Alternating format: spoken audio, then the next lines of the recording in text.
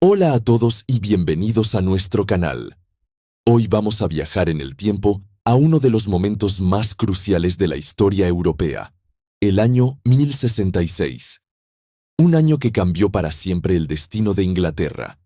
Preparaos para revivir la épica batalla de Hastings. Todo comienza con la muerte de un rey sin herederos directos, Eduardo el Confesor. Su fallecimiento en enero de 1066 dejó un vacío de poder que desató una tormenta de ambiciones. Tres hombres reclamaban el trono inglés. El primero era Harold Godwinson, el conde más poderoso de Inglaterra, un sajón que fue elegido y coronado rey por el Consejo de Nobles. Era el hombre del momento, el defensor de la tierra. Pero al otro lado del Canal de la Mancha, Guillermo, el duque de Normandía, no estaba nada contento. Afirmaba que el propio rey Eduardo le había prometido el trono años atrás y que Harold Godwinson, en un viaje anterior a Normandía, le había jurado lealtad y apoyo. Para Guillermo, la coronación de Harold era una traición imperdonable. Comenzó a reunir un ejército formidable, una fuerza de invasión como no se había visto en generaciones. Y por si fuera poco, desde el norte helado, un tercer pretendiente se unía a la contienda. Harald Hardrada, el rey de Noruega, un vikingo legendario conocido como el último gran vikingo.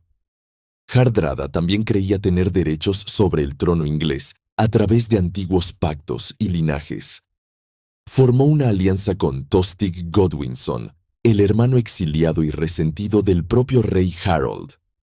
La pinza sobre Inglaterra estaba a punto de cerrarse. El rey Harold Godwinson se encontraba en una posición imposible.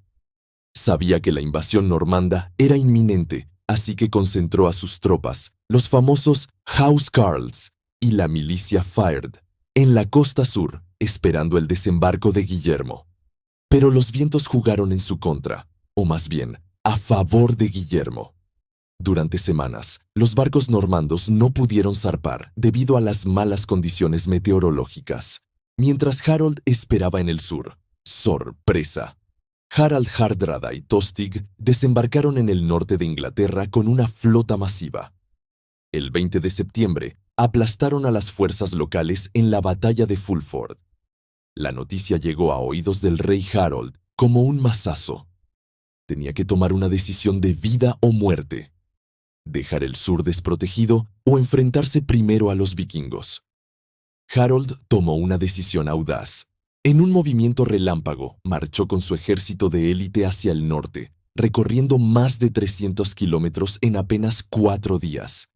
Una hazaña logística increíble para la época.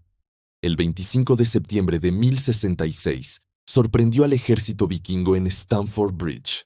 Los invasores, confiados y sin sus armaduras completas, fueron masacrados. Tanto Harald Hardrada como Tostig Godwinson murieron en la batalla. Harold había logrado una victoria espectacular.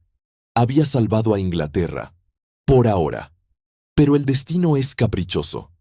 Apenas 3 días después de su victoria en el norte, mientras sus tropas aún se recuperaban, los vientos en el Canal de la Mancha cambiaron.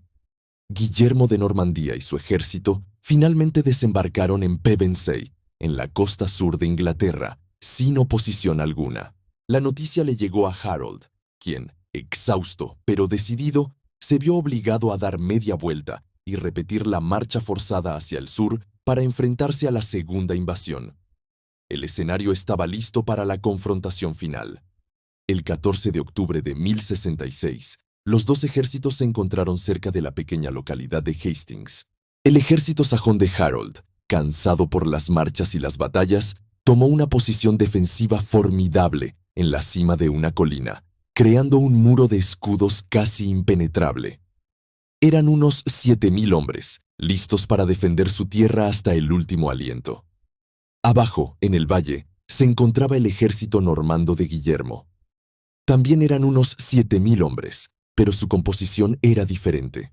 Tenían infantería, arqueros y, su arma más temida, una caballería pesada y bien entrenada. La batalla comenzó a las 9 de la mañana.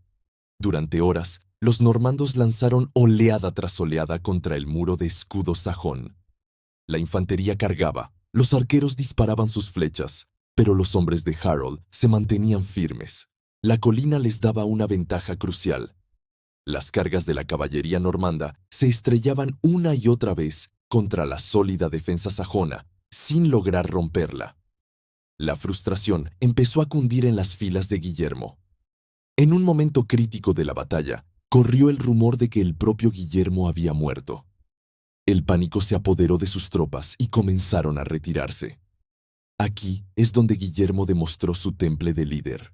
Se quitó el casco, galopó entre sus hombres gritando: «Estoy vivo y con la ayuda de Dios venceré», y logró reorganizar a su ejército.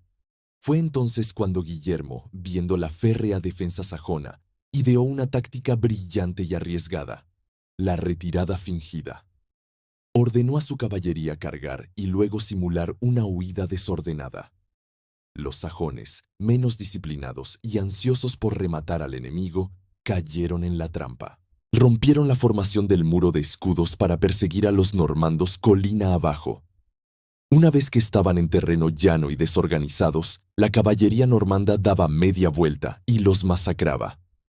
Repitieron esta táctica varias veces, debilitando poco a poco la muralla humana.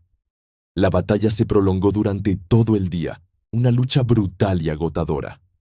Al caer la tarde, la línea sajona estaba muy mermada. Fue entonces cuando sucedió el golpe de gracia. La versión más aceptada cuenta que el rey Harold Godwinson fue alcanzado por una flecha perdida en el ojo.